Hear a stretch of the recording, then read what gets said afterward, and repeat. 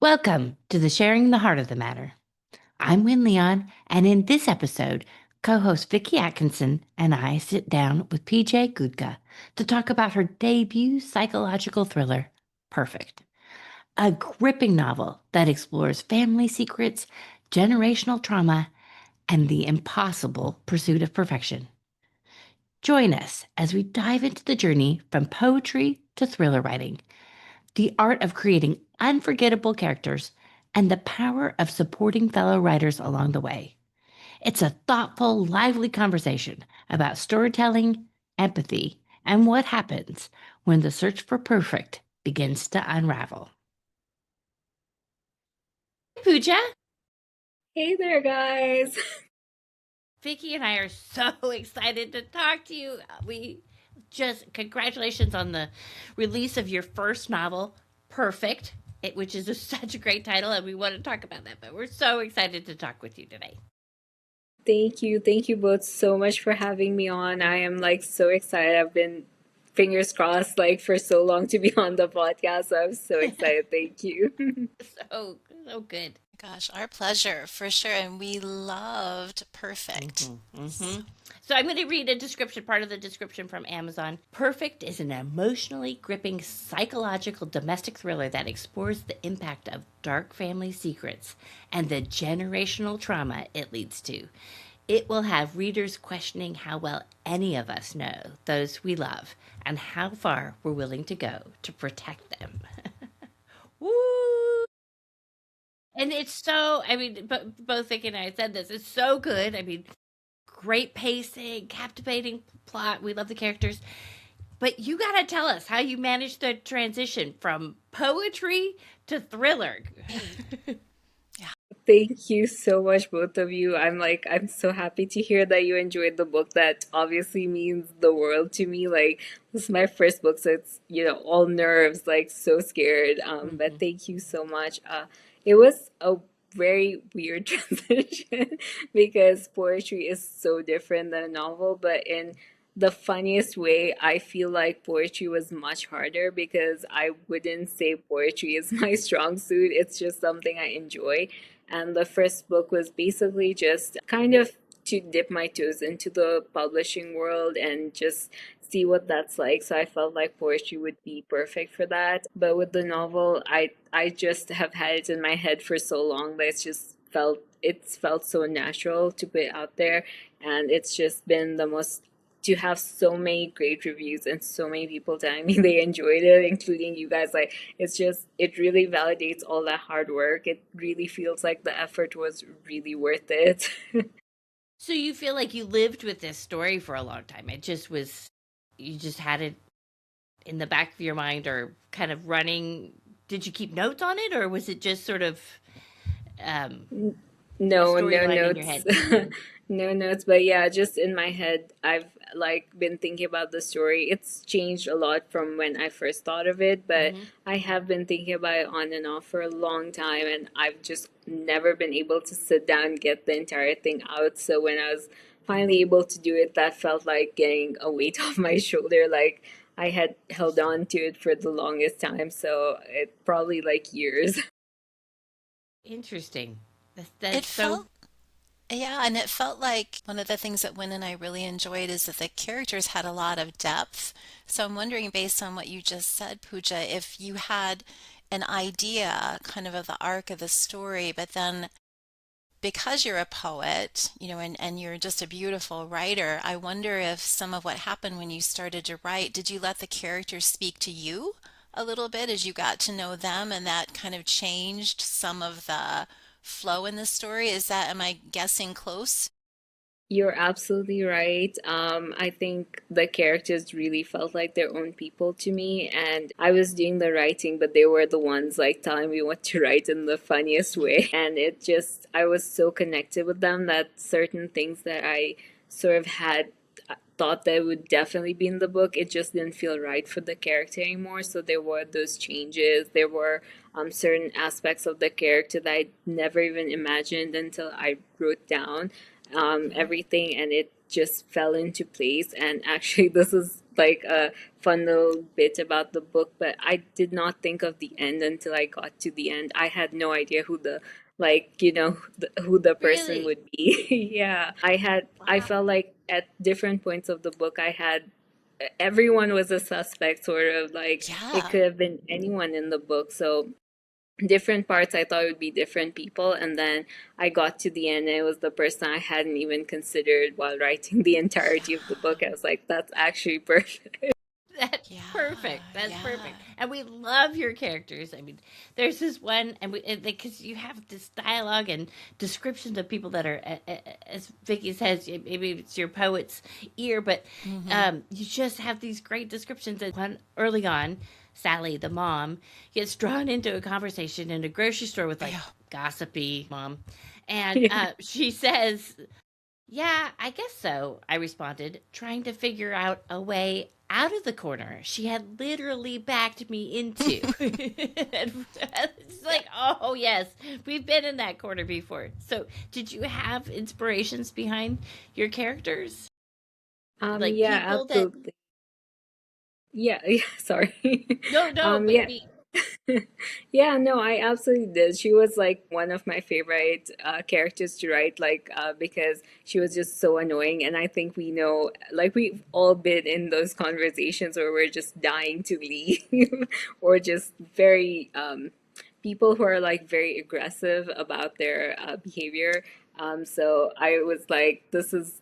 I thought it would be like a nice break from all the tension. Like sometimes you need a bit of Hmm. comedic break.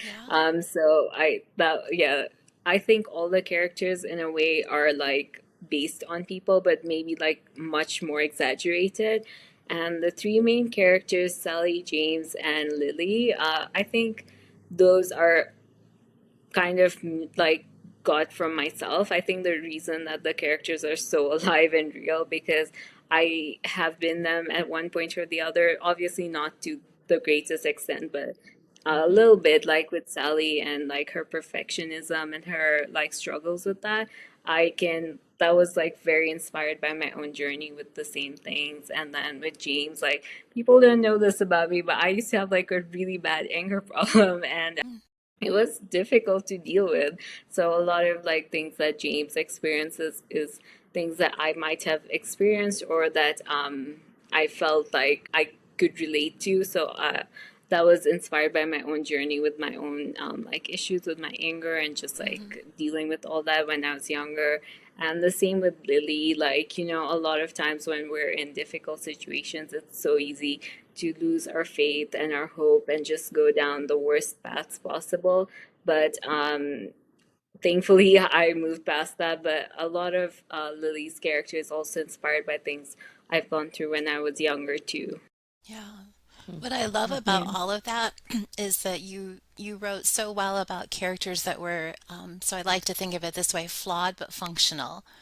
Yeah. And so they all had challenges that made their relationships with themselves difficult, their expectations and things, but then also complicated how they interacted with each other, so much so.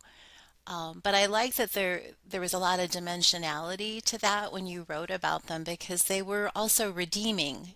They weren't bad people, but you could see the struggle that they were going through. And like Wynn said, that comes from a place, and you just, shared that, Pooja, which is so lovely to hear because I think that's what makes writing really compelling. And I also think because it's a mystery, it keeps the reader guessing because there are enough flaws in, Right. what the characters are revealing that really anyone could have been a suspect.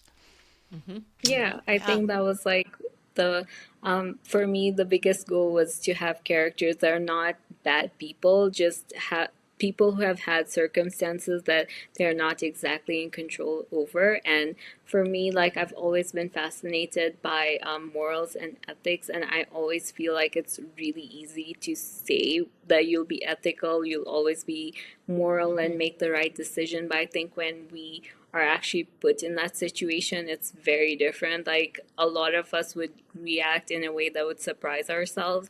And that's what Hmm. I wanted with the characters. I wanted, the whole point of perfect is to show that like no one is really perfect. I think when we are put in certain situations, none of us react perfectly, none of us experience the same life either. So it's just like the importance of empathy and just knowing that not everyone is just bad or just good. Right, right, right. That's such a good point and such a good segue of in empathy. You are so supportive of other writers, and you've especially in the blogging community, and you've just lifted up so many people. So tell us why you think it's so important to have such a community, and why it's worth the time to spend that encouraging and lifting up others. Thank you so much. Yeah, I think I would have to start by saying it's like, I think WordPress is one of those places where it's not even just me. Like, so many people are so incredibly supportive of one another. Like, as much as I try to support others, I've gotten so much support from others as well, including both of you. And, you can see that by like how much I've gotten, how much support I've gotten for this book, for my last book, for my blog, everything, even just things that are going on in my life. So Hmm. I'm just someone who really, for me, blogging and writing has been like a lifesaver. It's like, it feels like this is what I was, made to do. This is what I'm here for. So if there's any way I could help someone else, find their voice, find their, be able to get their writing out there, even more, I am happy to do it. And another thing I've noticed, like especially with this book, like just going on the journey of deciding to publish myself instead of like going with a traditional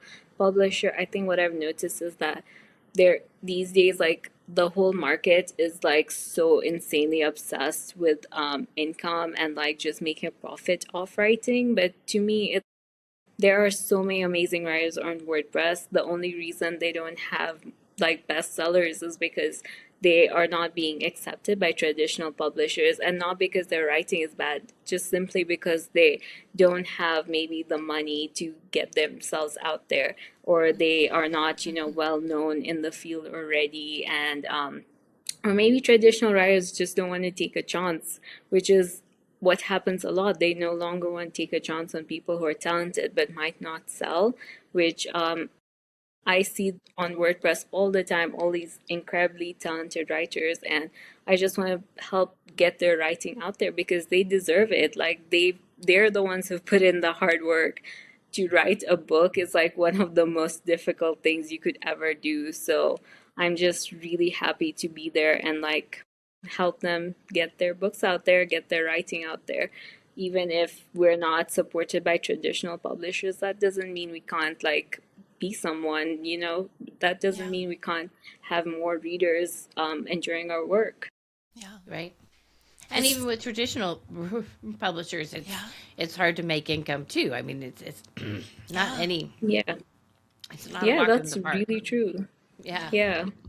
I think yeah. what you were both describing is that thing that's really hard to explain to people that aren't bloggers, what that the richness of the community, what it Mm-hmm. feels like, because people really are very genuine and authentic, and we build deep relationships with people, like pretty quickly, because Yeah. I still say there's no better way to get to know someone than to pay attention to what they write and, their heart song and what comes through. And Mm-hmm. but I think it also, we were talking before, when hit record, it also takes some time, to not only, Mm-hmm. write perfect and, take the risk and all of that and do the promotion, but then, Wynn's point is well taken to lift up other authors at the same time. But you do that really well, Pooja, and I think it just injects so much positivity into the community. You have a wonderful following for good reason. Mm-hmm. Thank you so much. Thank Yeah. Thank you. you. Yeah. But Thank Yeah. I you. have to say something about characters, right? Is that okay? Yeah. Of Okay. course, yeah. So there are so many lines in this book, and there are lots of things that we love. So, the risk taking that's involved in the characters and the development and all of that. But there are two things that really stood out for me. One was you do such a good job with chapter endings and hooks. And Wynn and I were talking about that the other day, like kind of keeping, the readers engaged. And I don't know where that came from for you, but you did that really well. Not just in a couple of chapters, but you'd wrap something up and you'd leave us all with like our mouths hanging open, going, wait, what? Um, so that was just amazing. And then the other thing I wanted to call out, there's a character in the book who is Lily's friend. And it's a small thing, but it will stick with me for a long time. Her name was Fiona. And I don't know if Yeah. you remember this, but you described Fiona as being artsy and androgynous, and she ate a tomato like an apple. And I was like, what? Right? And so it just made me so happy because not only did I see her, but the eating a tomato like an apple, I felt like I knew Fiona just like that. Right? Mm-hmm. Mm-hmm. I don't know. So does that make you happy or does that sound weird? No, that makes me really, really happy. I think at the end of the day, every Good. writer just wants their characters to be seen. That made me so happy. Thank you. Yeah, Oh my I gosh, love that the character. notes, that I was taking, I've got like I was like, oh, it's Fiona again. Oh, so I'm gonna go out on a limb and say more Fiona, please. Fiona needs her Yeah, own book. All right, yeah, I think so. I She's loved. like one of my favorite characters to write. She's just like that fun, like does not care, does whatever she wants character. And she's actually like so much smarter than everyone gives Yeah, her credit for. So I just yeah, wanted to like, yeah, I love her character. She's very fun.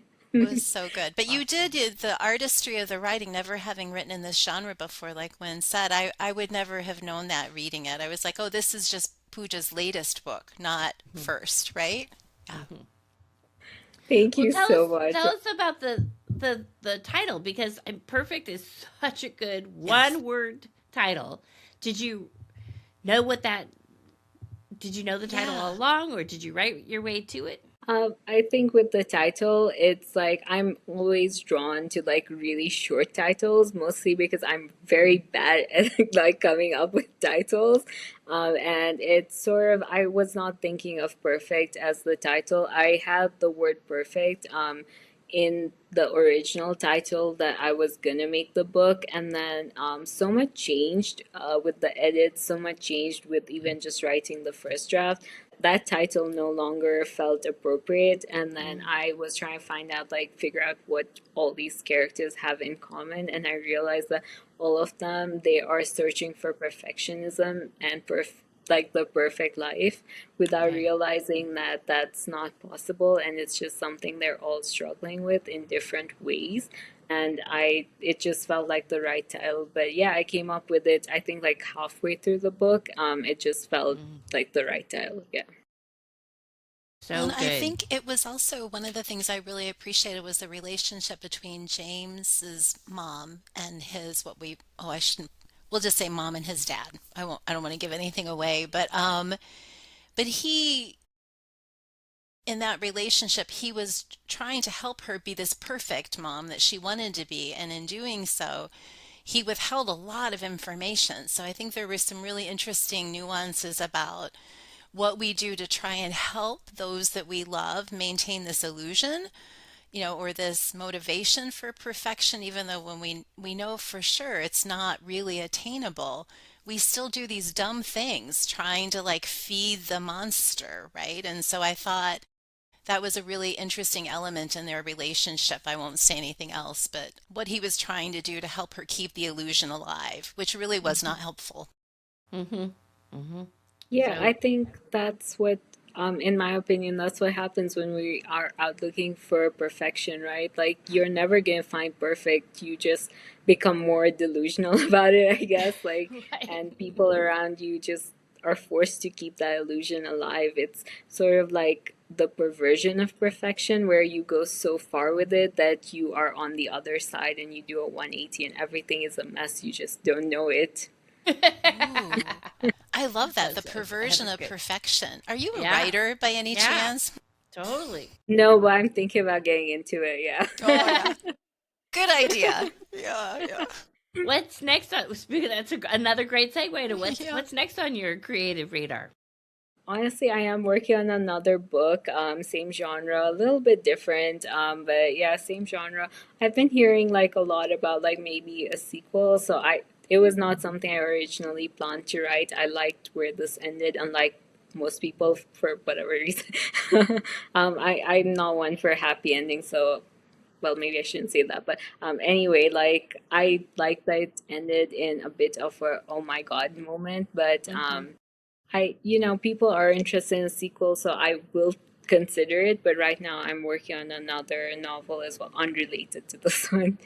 Ooh, Yeah, Yay! I'm so excited. That's awesome. that's thank hard to Love you, hearing do. that.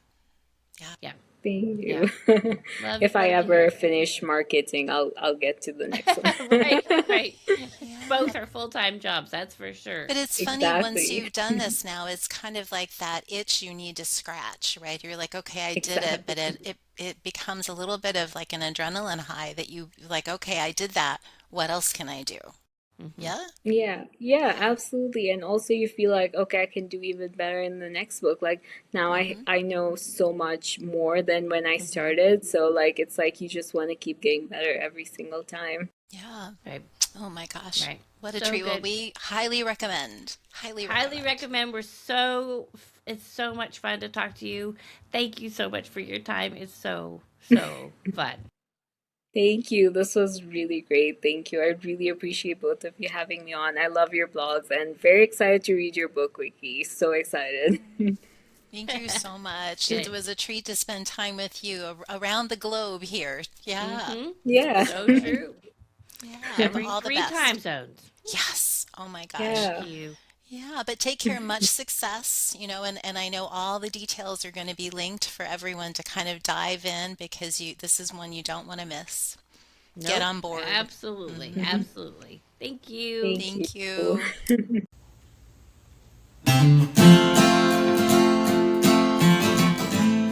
Thank you for listening. Our music is composed for Sharing the Heart of the Matter by the exquisitely talented duo of Jack Canfora and Rob Koenig. For show notes and more great inspiration, please visit our site at sharingtheheartofthematter.com.